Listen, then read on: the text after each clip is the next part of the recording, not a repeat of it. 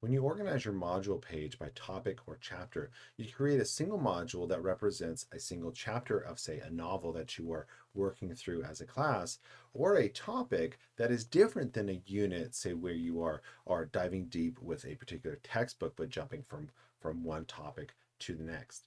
In this example, you can see that we're doing a book study on Little Women, and each chapter is represented in a single module. It follows a very familiar and sequential flow of having the resources that you might need, chapter summary, and then we read the text as well as we look at some independent questions, so on and so forth, in each of the chapters. Now, this can be done both in a self-paced course, but also in a course that you have live sessions in person or online.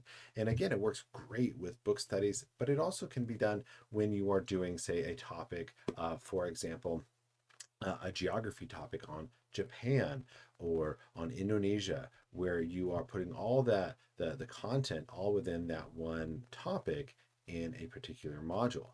In those kind where a topic module, the material doesn't have to be done sequentially, and so you might not find numbers here, but instead a host of resources. So again, creating a module organization system by topic or chapter can be very effective if that is the style of teaching that you would normally do in person or online. Cheers.